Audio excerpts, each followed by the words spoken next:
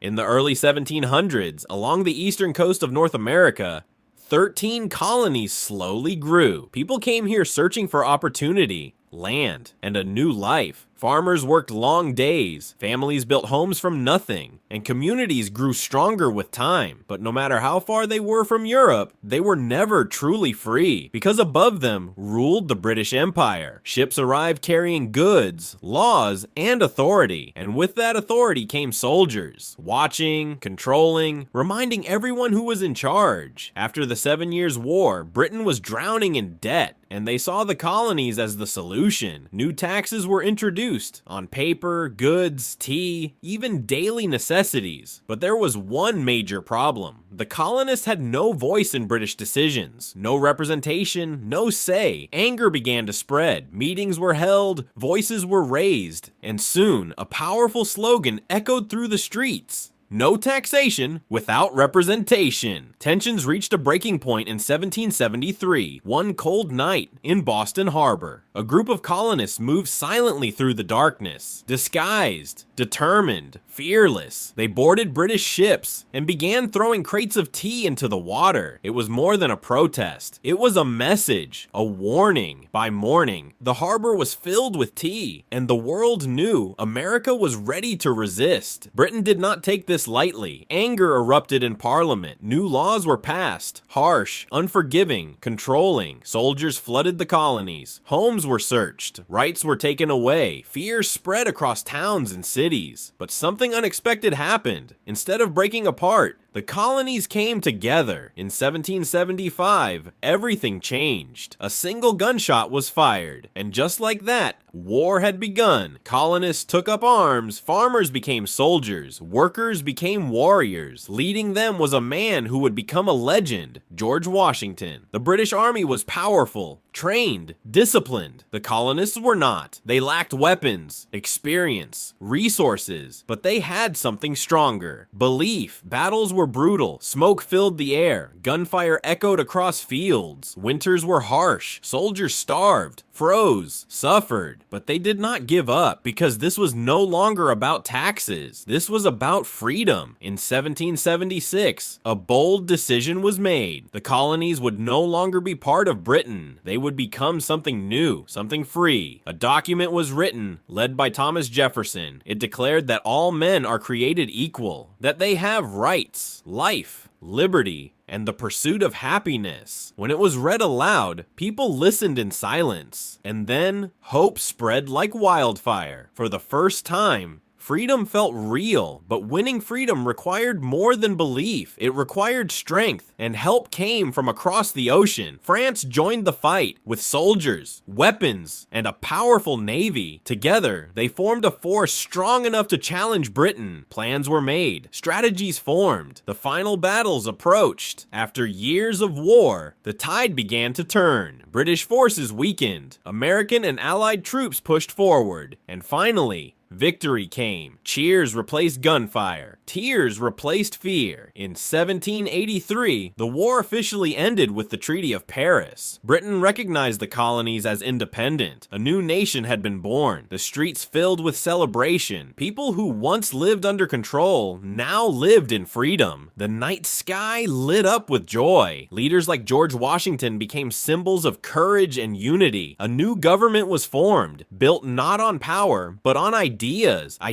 of liberty, equality, freedom. And as the sun rose over this new nation, a flag waved proudly in the wind, a symbol of everything they had fought for. This was not just a victory. It was the beginning of a nation that would change the world forever.